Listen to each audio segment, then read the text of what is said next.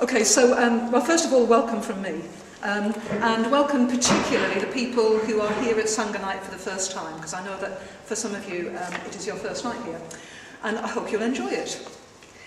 And I suppose I should start with a bit of context for what I'm going to talk about tonight.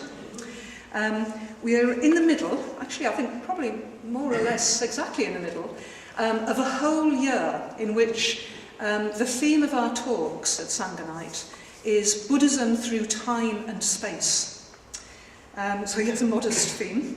And we've already spent several months on the theme.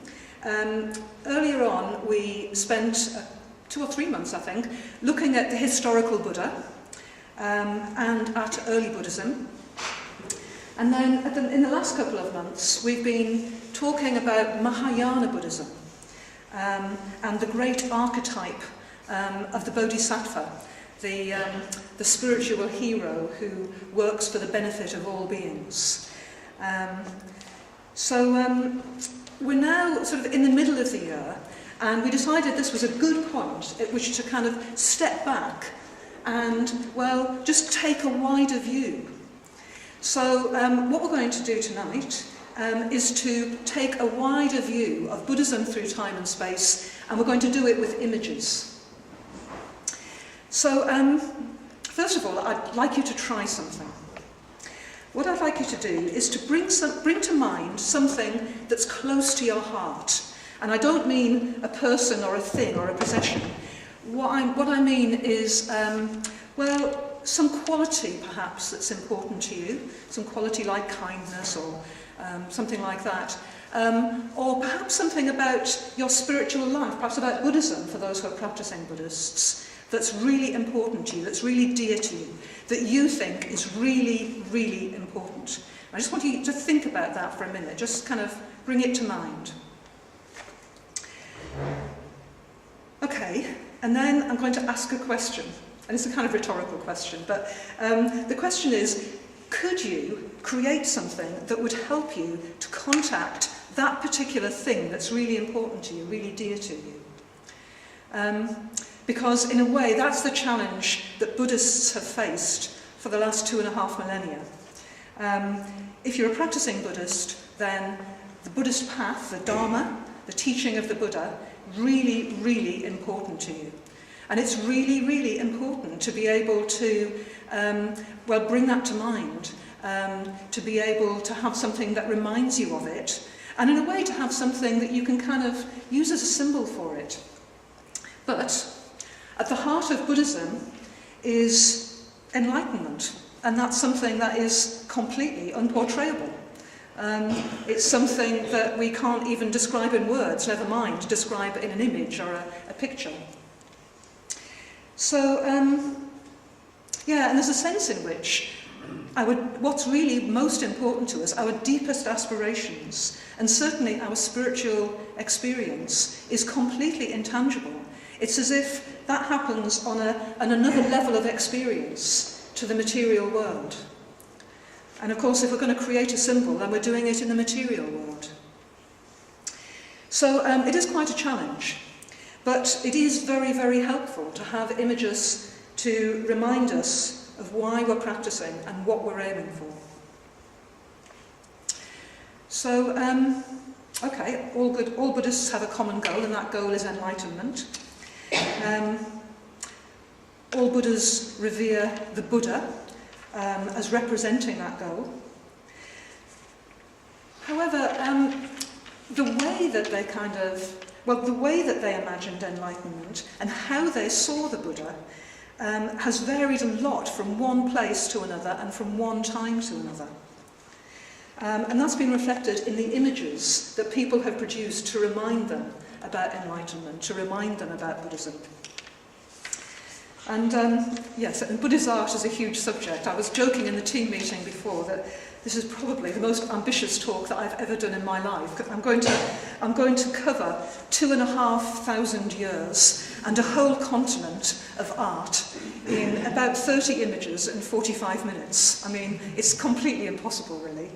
But I'm hoping that we can do we can get a bit of an overview, And we can actually look at some very typical images from different times and places, and we can look at the ideas, the important ideas that went with those images. So, as I say, in a way this talk is also a bit of an experiment. We haven't done anything like this before. I would suggest that your approach to it is just to relax and enjoy the images and see whether they mean anything to you, whether they do anything to you.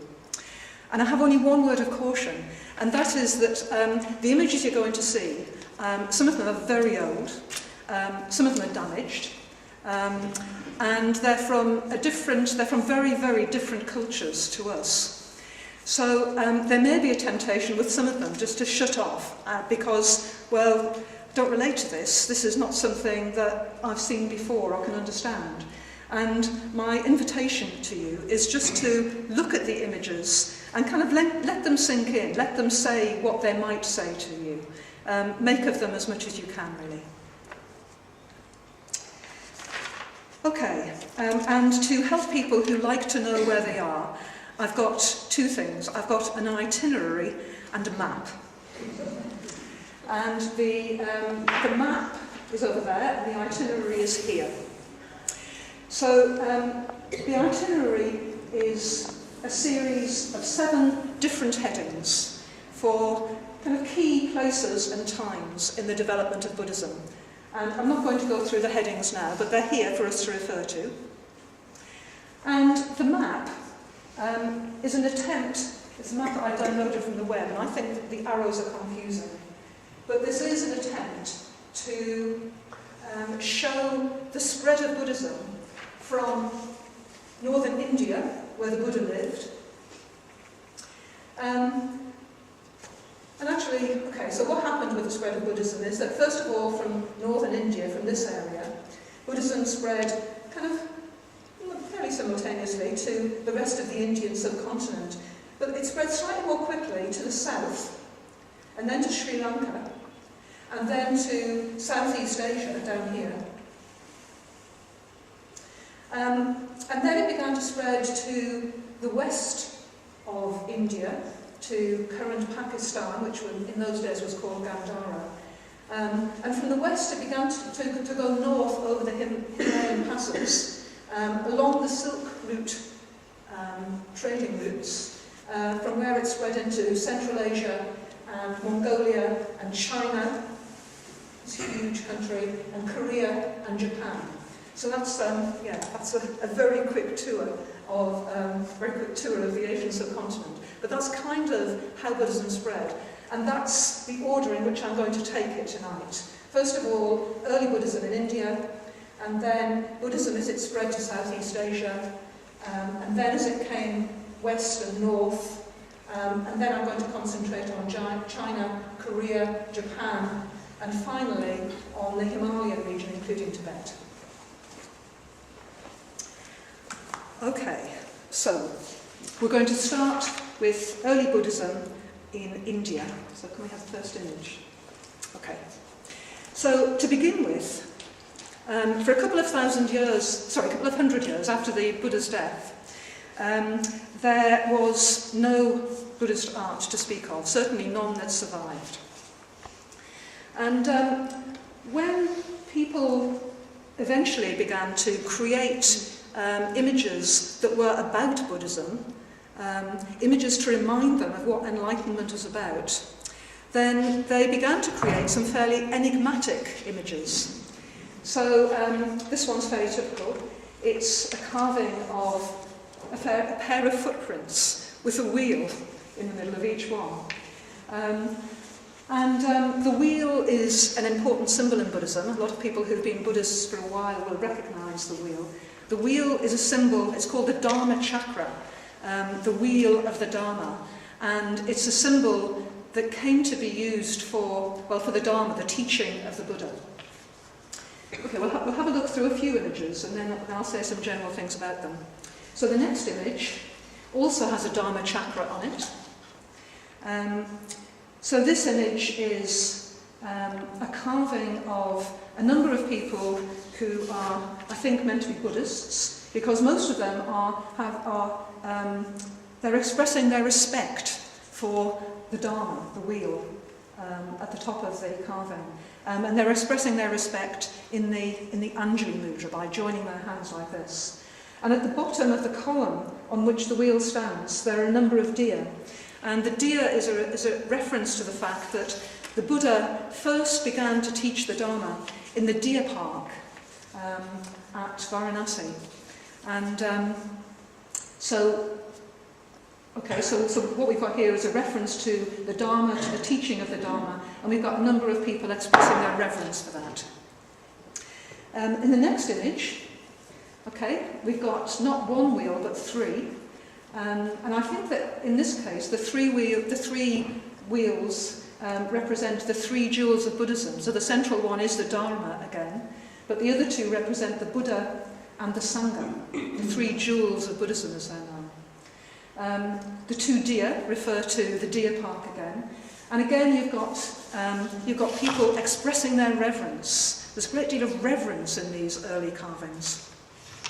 And then a final one in this short series is, this one's fairly enigmatic as well, isn't it? So you've got the same idea of a number of people in the Anjali mudra expressing reverence, but what you've got at the centre of this picture is an empty seat, and behind the seat, a tree. And these are all meant to be, the seat and the tree are meant to be representations of, well, in a way, they're kind of hinting at the presence of the Buddha. The tree is meant to be the Bodhi tree, which in a way becomes symbolic of the Buddha's enlightenment. This is the tree under which the Buddha became enlightened, is the Bodhi tree. And the seat at the base of the tree is referring to the throne of enlightenment, the seat of enlightenment, where the Buddha sat when he became enlightened. And I think that's the end of that series for now. So what I think is most striking about these very early images is that there's no Buddha in them. There isn't a single image of the Buddha for probably the first 500 years after the Buddha lived. And I think that this early Buddhist art is making the point that it isn't, that it's what the Buddha represents that's important, not the person of the Buddha.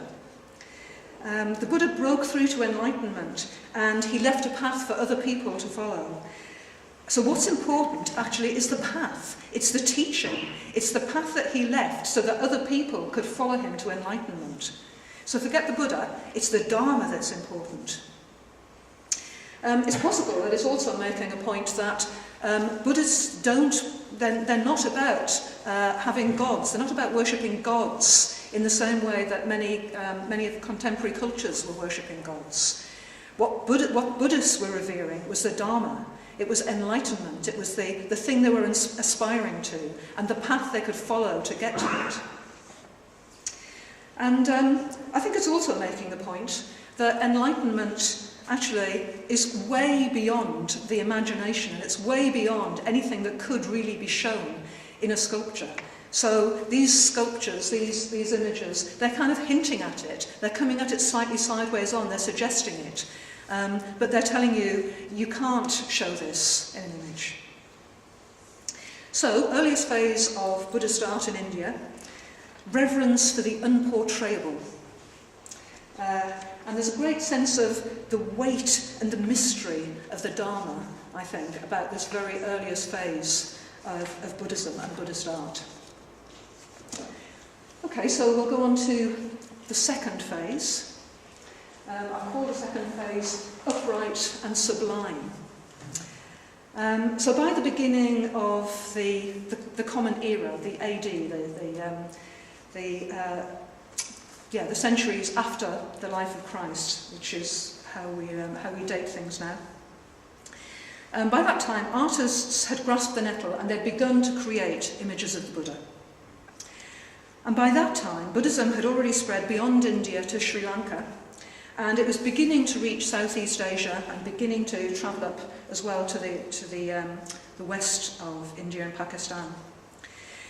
But I particularly want to look at some of the art from Southeast Asia, Buddhism has been practiced in those areas for about 2,500 years, so it's got a long, long history there.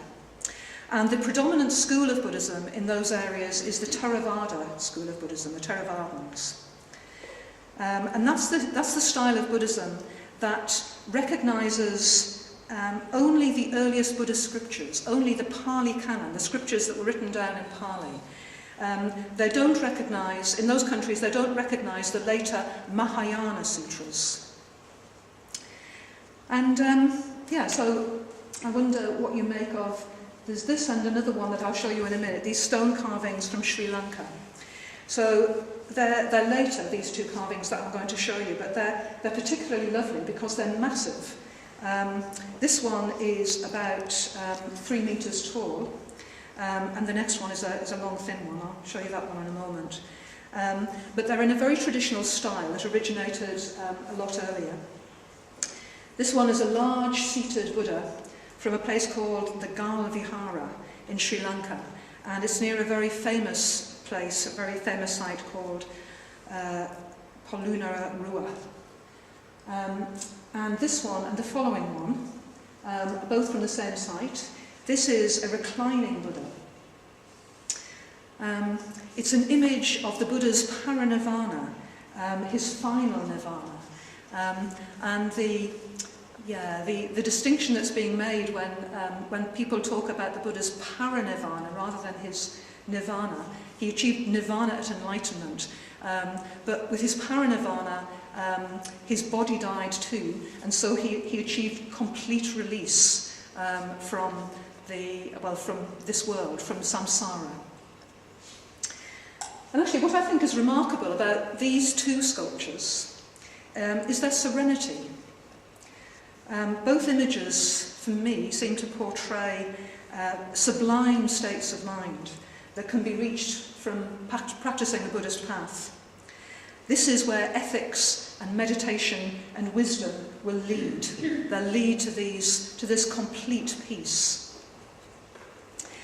And they also, to me, especially the parinirvana image, emphasise the liberation aspect of the Buddhist path. And that's a really important part of Theravadan Buddhism. The parinirvana is important in Theravadan Buddhism because this is the great goal of Buddhist practice in their tradition. Liberation from the wheel of life, liberation from samsara, complete freedom from suffering, physical and mental and spiritual. And I think that these images capture that. On this one, it's almost as if the Buddha is lying on a feather bolster. It almost looks soft. And it does look as if he is in a state of great peace, in a state of great rest. And the next images, which are from Sukhothai in Thailand, they're in a different style, a style that evolved in Thailand and that part of Southeast Asia. But in a way, their emphasis is similar.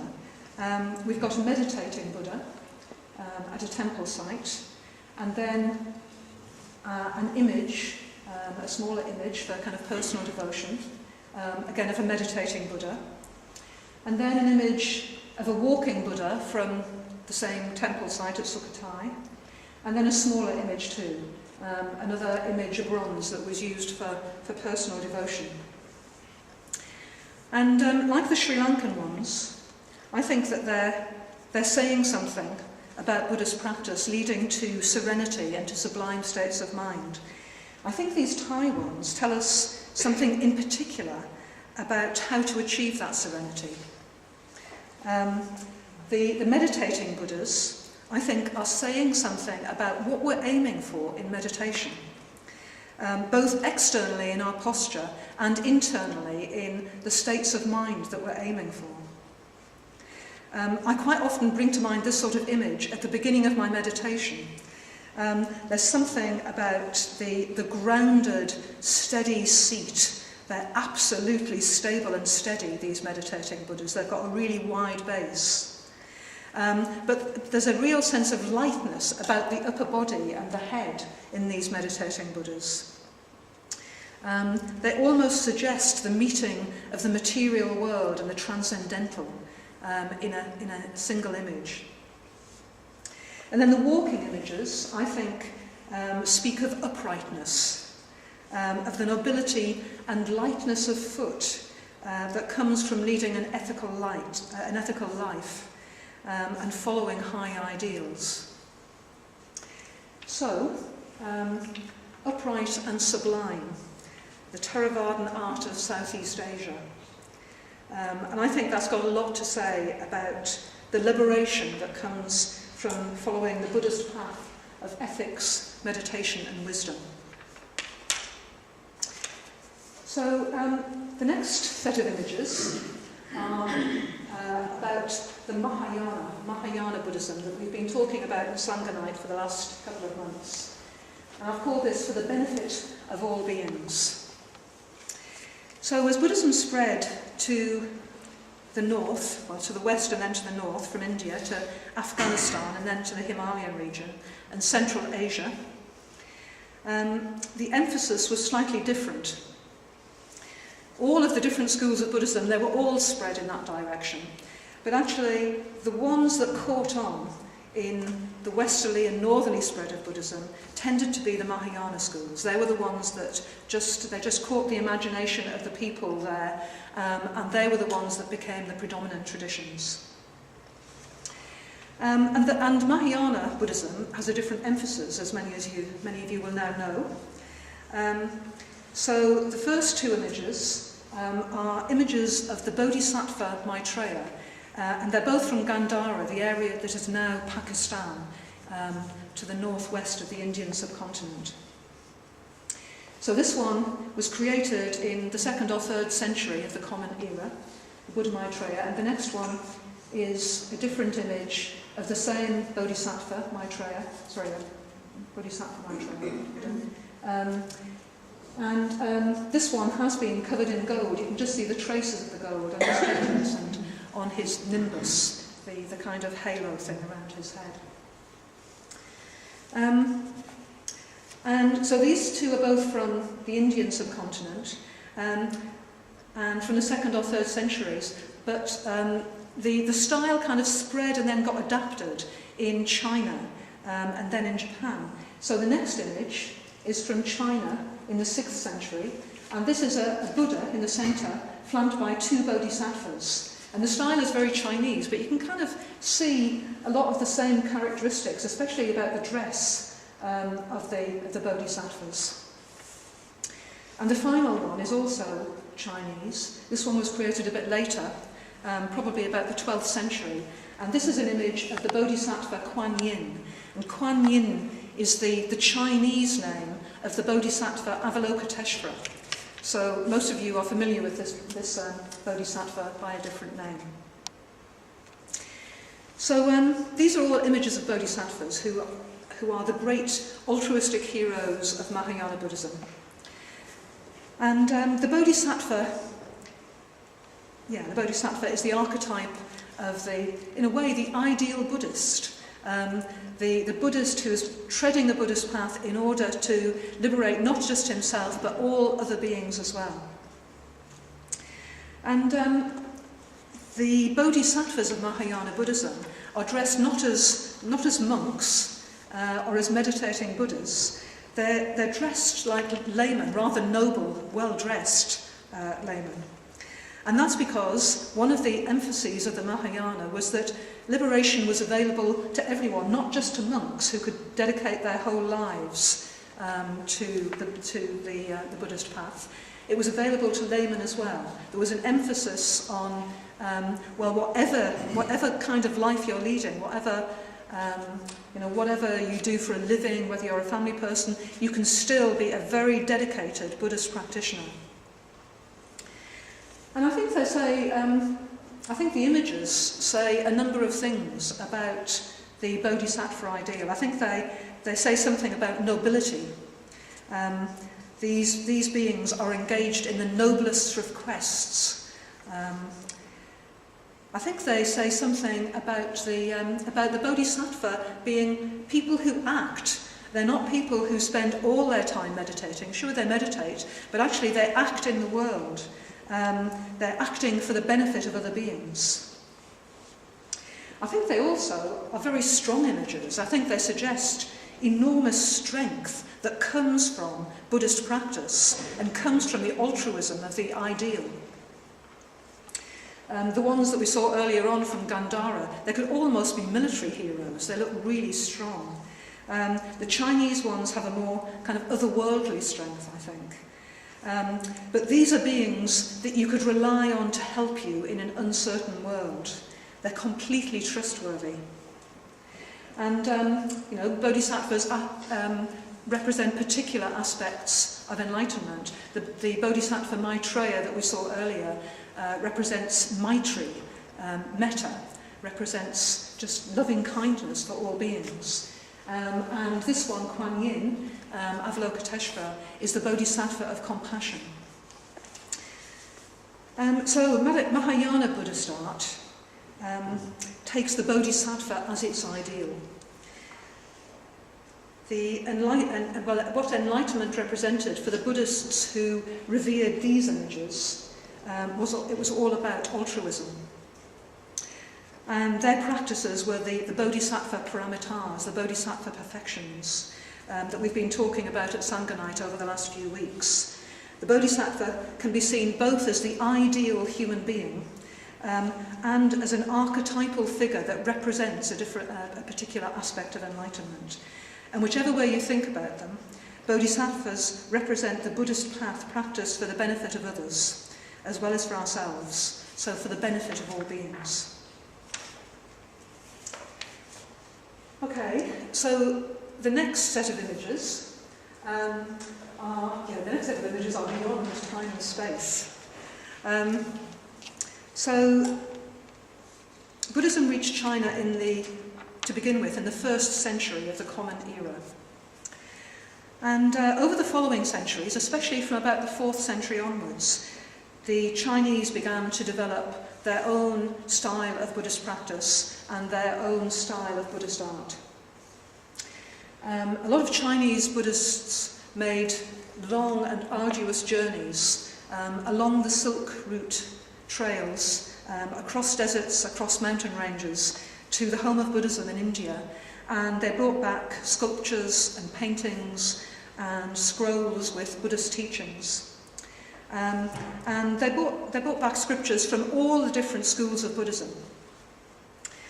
So many different schools of Buddhism were represented in China.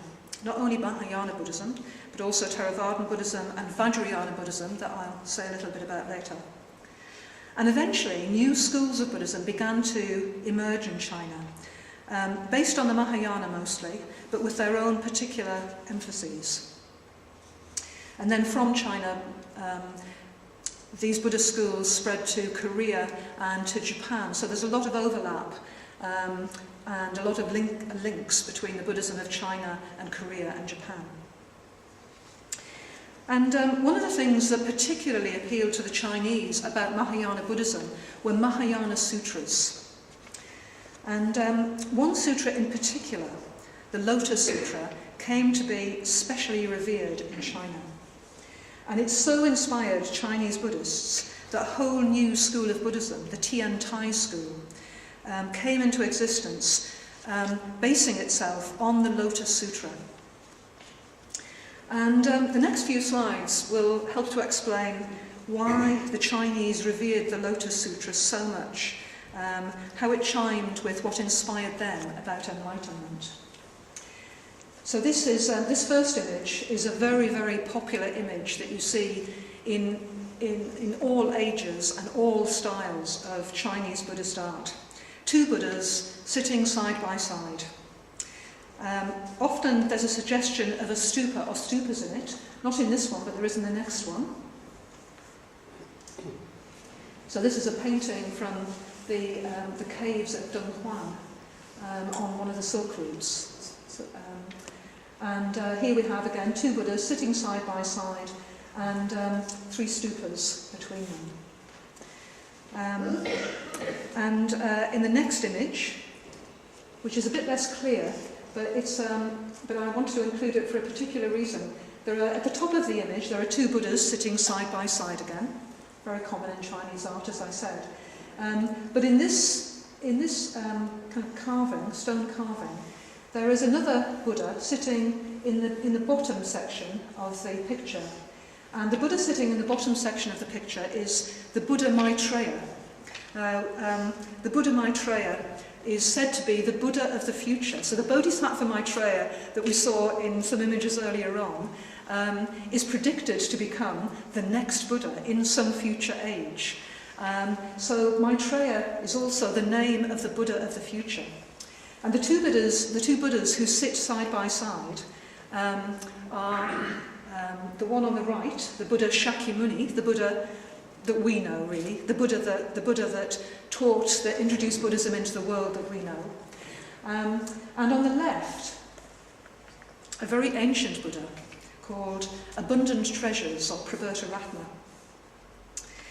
And to know what these images say about enlightenment, you need to know a little about the Lotus Sutra. So I'm going to tell you a very little bit, about the Lotus Sutra. There'll be more about all of these things actually in future talks. So one of the dramatic moments in the action of the Lotus Sutra is when a great jeweled stupa appears in the sky.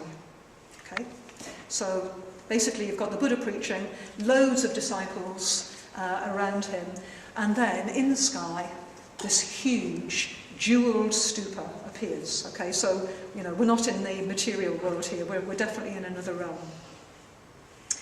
And this stupa that appears in the sky is said to be the stupa of a Buddha of the very ancient past called Prabhutaratna, or Abundant Treasures, who lived, and I quote, innumerable thousands of myriads of kotis of worlds away in the east. So the Buddha, our Buddha, in the Lotus Sutra, then sends out a ray of light from the white circle in the middle of his forehead.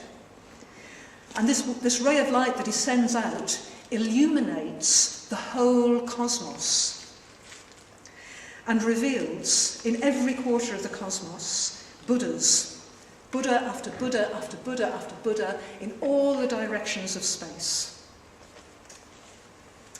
And these Buddhas were as numerous, as I quote again, as numerous as the sands of the Ganges. I think we'll have the next image, because the next image actually is a reference to that. So the Buddha then rises up into the sky, opens the door of the stupa that belongs to Prabhutaratna, reveals Prabhutaratna, even after all those billions of years, still alive and remarkably well preserved, and Shakyamuni, our Buddha, goes and sits next to him in the stupa. So hence the images of the two Buddhas sitting side by side. So, the two Buddhas sitting side by side, they're a reference to the Lotus Sutra.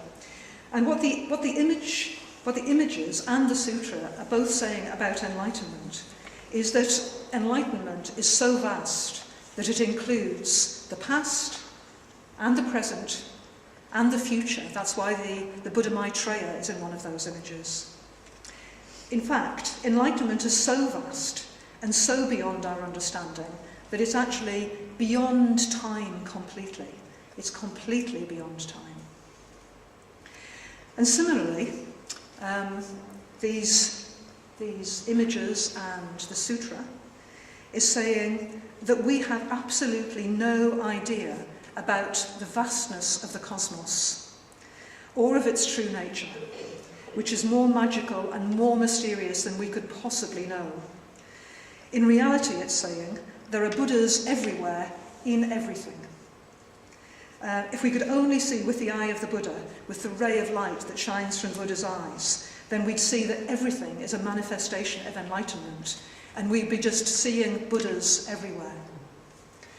And so images like this became very popular in China and actually in some other parts of the Buddhist world. This one is part of what's called a hanging showing the thousand. It's called the thousand Buddhas hanging, The 1,000 Buddha hanging?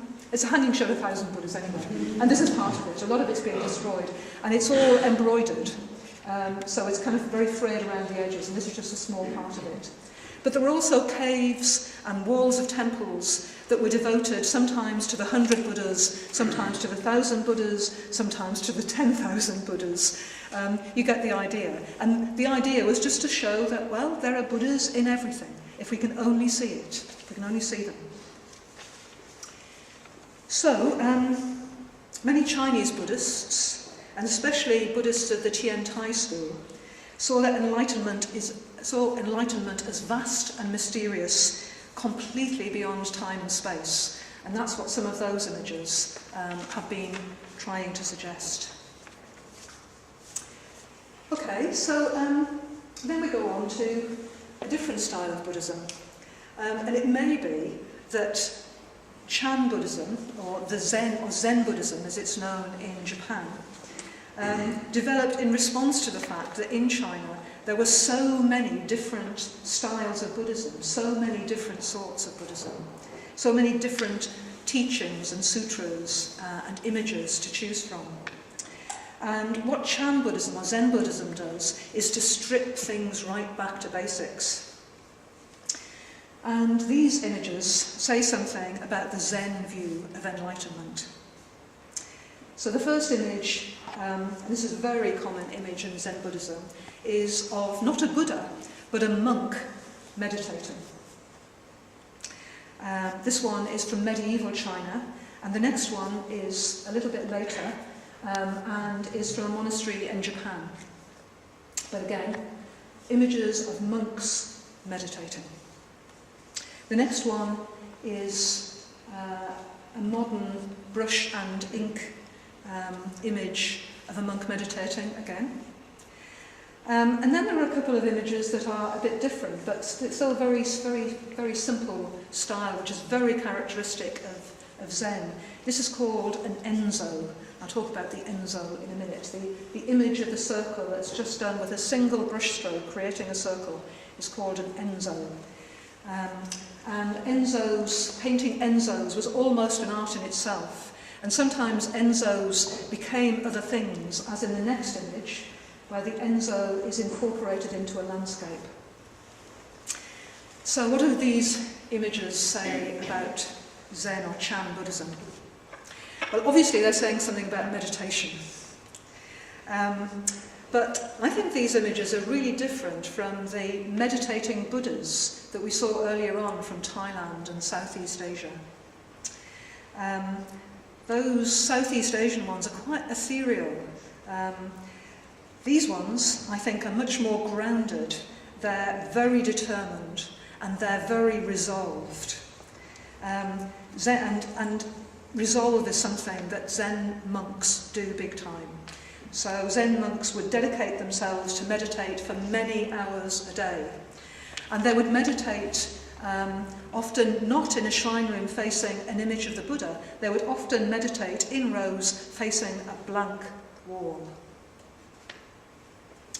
So Chan or Zen Buddhists took on the mysterious nature of reality, but they boiled it down to something fairly simple.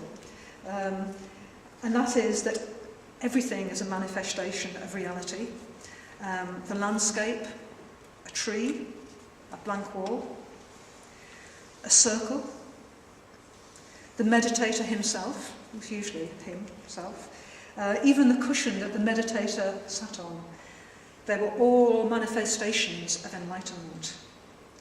And all we need to do to see enlightenment is to look at all of these things the right way. So the meditating monks, in a way, they're striving to uncover the nature of mind, their own minds, and in a sense the big mind, that is reality itself. In a way, they're both striving for enlightenment and they are manifestations of enlightenment. So in Zen art, complications and distractions are just removed. Everything is stripped back to simplicity, to help the viewer see the nature of reality. and art was reduced to just the essentials, just a few lines to suggest an image. And the ultimate Zen portrayal of enlightenment is the Enzo, which is the next one there. The circle is a complete symbol of enlightenment in a very, very simple shape. And as I said, the Enzo image became a kind of art form in itself. So that, with a few brush strokes, you could make enlightenment into a landscape with the setting moon behind it. So, Chan or Zen Buddhism, mind is all, and the work of the spiritual path is to just see that directly. The next category, the next on our itinerary, is Pure Land Buddhism. And in a way, Pure Land Buddhism did what Zen Buddhism does. The Pure Land Buddhists strip back Buddhism to something fairly simple and straightforward. And what they strip Buddhism back to in Pure Land Buddhism is faith. So in these few images, we'll see what's important to Pure Land Buddhists. The first is a very large image of the Buddha Amida. Amida is the Japanese name, in a way, of the Buddha Amitabha. So it's a Buddha that many of you have come across before. This is a very large outdoor image of Amida in a temple complex. The next one is also in a temple. And this is an image of Amitabha or Amida, which in a way is quite unusual in Buddhist art in general, but it's not unusual in Japanese Buddhism or in Pure Land Buddhism. This is a very attentive Amida. This is an Amida that's noticing what's happening in the world. And in the final of these three images, we also see the Buddha Amida, and this is the Buddha Amida descending from his Pure Land, his Buddha Land, the Buddha Land called Sukhavati in the west behind the setting sun.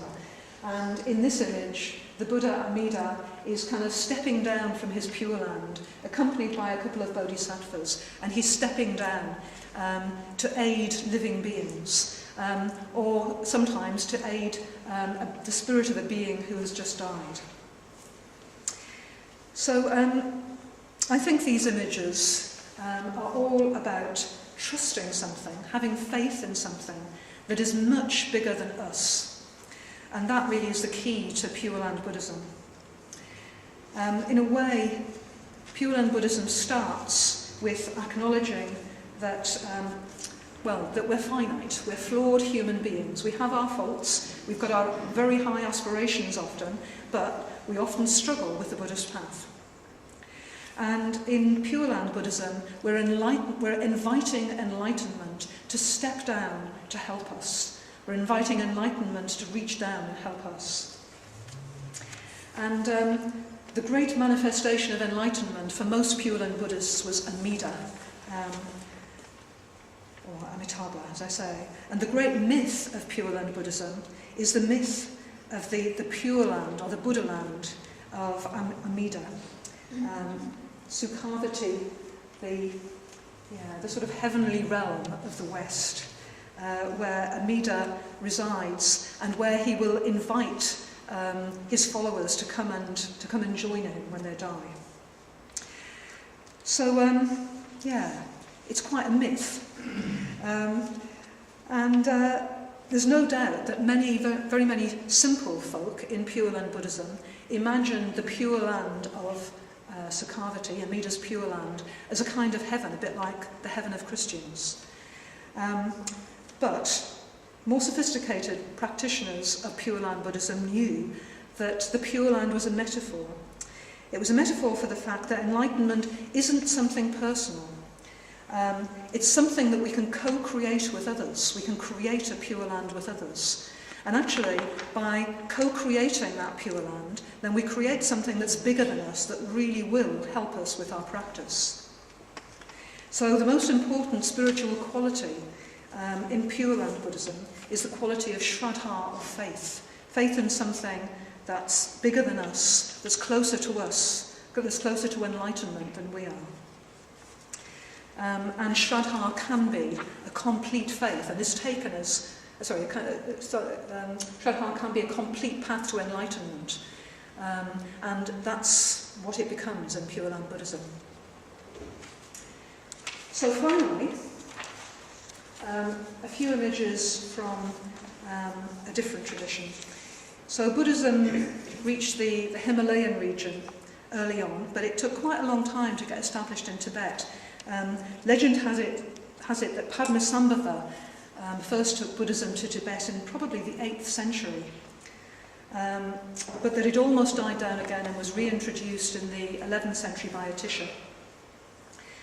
And the style of Buddhism that was taken to Tibet and that flourished in Tibet and the other regions in the Himalayan mountains was Vajrayana, or Tantric Buddhism.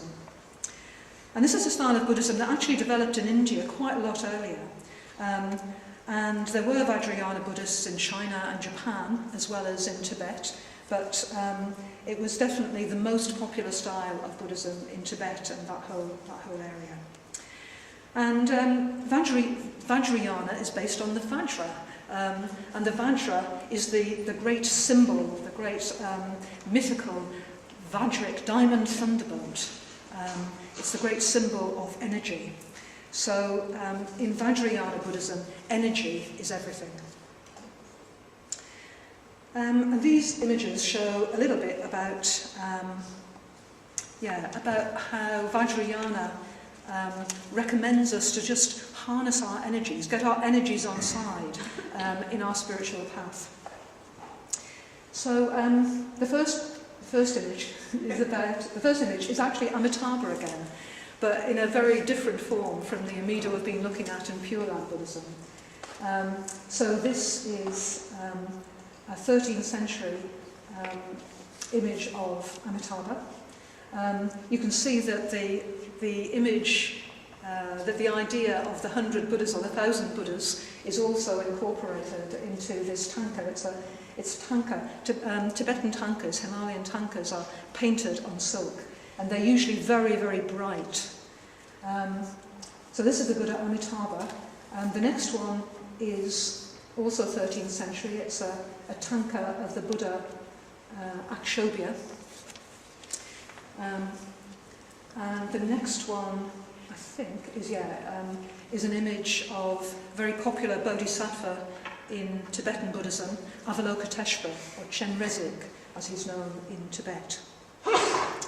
And the final image is this tanka. I'm not quite sure of the age of it, but it's certainly medieval, and it's another tanka, this time showing the Buddha Avalokiteshvara again. And okay, so what do these images tell us about Vajrayana Buddhism? I suppose that what they're showing is that they're showing us that enlightenment in a way has many, many different aspects.